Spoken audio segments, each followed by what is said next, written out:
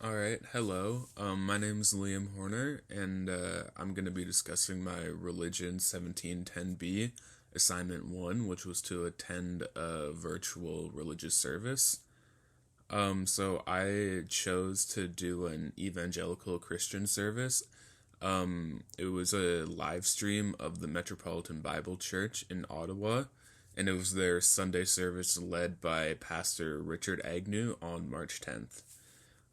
Just in terms of my observations of the church itself, it seemed very modern and well funded, and they looked like they had a very large audience.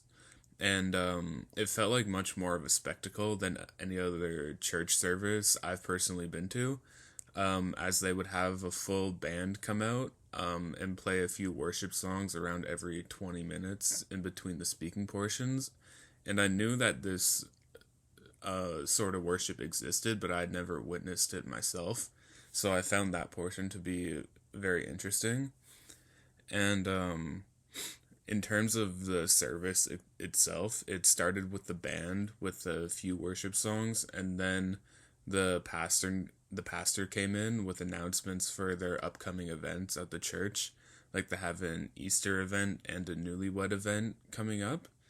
And then that was followed by a memorial and prayer portion for both a member of the church who had recently passed away and the family in Barhaven who were murdered earlier this week.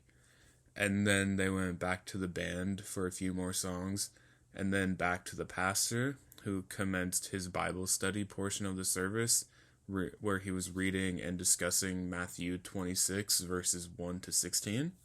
And then that portion took a majority of the service. And then once he was done, they went back to the band for one last song, and then it was finished. I didn't really grow up in that much of a religious household.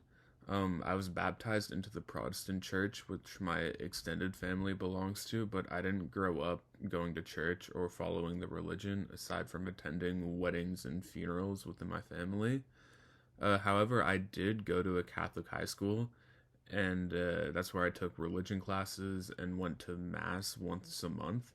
And this is where I gained most of my religious education, although I would still consider myself to be agnostic. So, with only a background in Protestant and Catholic service experiences, I wanted to try something completely different. So, I decided to attend the Saturday morning service live stream of the Beth David Egalitarian Conservative Synagogue in Toronto. However, the majority of the service was in Hebrew, so I didn't think I could fully complete this assignment as I didn't understand the content being discussed. So I decided to attend another service, this time of a denomination of Christianity that I had no experience with. So I chose Evangelicalism because I had just written a paper for my political science class about the rise of evangelicalism in American politics amidst the rise of Donald Trump over the past decade. So I was interested in seeing what their actual services looked like, and I was very surprised by how different it was from the other church services I've been to, with the full band with modern instruments and modern songs and their PA systems, as well as their seating being closer to theater seats instead of just the wooden benches that I've always been familiar with.